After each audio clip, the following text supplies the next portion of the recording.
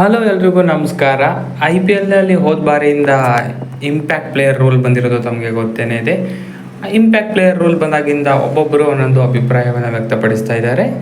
ಒಬ್ಬೊಬ್ಬರು ಅನಂತರ ಅವರ ಅಭಿಪ್ರಾಯವನ್ನು ವ್ಯಕ್ತಪಡಿಸ್ತಾ ಇದ್ದಾರೆ. ಆದರೆ ರೋಹಿತ್ ಶರ್ಮಾ ಅವರು ಈ ಕುರಿತಾಗಿ ಏನು ಹೇಳ್ತಾರೆ ಅಂತ ಈ ವಿಡಿಯೋದಲ್ಲಿ ನೋಡ್ಕೊಂಡು ಬರೋಣ. ಅದಕ್ಕೂ ಚಾನಲ್ಗೆ ಹೊಸಬರಾಗಿದ್ದರೆ ದಯವಿಟ್ಟು ಸಬ್ಸ್ಕ್ರೈಬ್ ಮಾಡಿ, ಸ್ಪೋರ್ಟ್ಸ್ ಅಪ್ಡೇಟ್ ಪಡೆಯಿರಿ. ಬನ್ನಿ ವಿಡಿಯೋನ ಶುರು ಮಾಡೋಣ. ಇಂಪ್ಯಾಕ್ಟ್ ಪ್ಲೇಯರ್ ಕುರಿತಾಗಿ ಸದ್ಯದಲ್ಲೇ ಒಂದು ಮಾತನಾಡಿದ ರೋಹಿತ್ ಶರ್ಮಾ ಅವರು ಈ ರೀತಿಯಾಗಿ ಹೇಳಿದ್ದಾರೆ.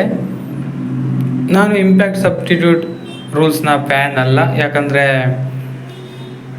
ಸುಂದರ್ ದುಬೆ ಅವರಂಥ ಆಟಗಾರರಿಗೆ ಈ ನಿಯಮದಿಂದ ಬೌಲಿಂಗ್ ಸಿಗ್ತಿಲ್ಲ. ನೋಡುಗರಿಗೆ ಈ ರೂಲ್ ಹೆಚ್ಚಿನ ಮನೋರಂಜನೆ ನೀಡುತ್ತಿರ್ಬೋದು, ಆದರೆ ನಾನು ಈ ಇಂಪ್ಯಾಕ್ಟ್ ಸಬ್ಸ್ಟಿಟ್ಯೂಟ್ ನಿಯಮದ ಫ್ಯಾನ್ ಅಲ್ಲ ಅಂತ ಹೇಳ್ಕೊಂಡಿದ್ದಾರೆ. ಇದು ರೋಹಿತ್ ಶರ್ಮಾ ಅವರ ಮಾತು ಇಂಪ್ಯಾಕ್ಟ್ ಪ್ಲೇಯರ್ ಬಗ್ಗೆ. ನಿಮಗೆ ಹೇಗೆ ಅನಿಸುತ್ತೆ ಇಂಪ್ಯಾಕ್ಟ್ ಪ್ಲೇಯರ್ ರೂಲ್ ಬಗ್ಗೆ ಅಂತ ಕಮೆಂಟ್ ಮಾಡಿ ತಿಳಿಸಿ. ಇದಕ್ಕಿಂತ ವಿಡಿಯೋ ಹೆಚ್ಚಿನ ವಿಡಿಯೋ ಆಗಿ ಸಬ್ಸ್ಕ್ರೈಬ್ ಮಾಡಿ. Thank you.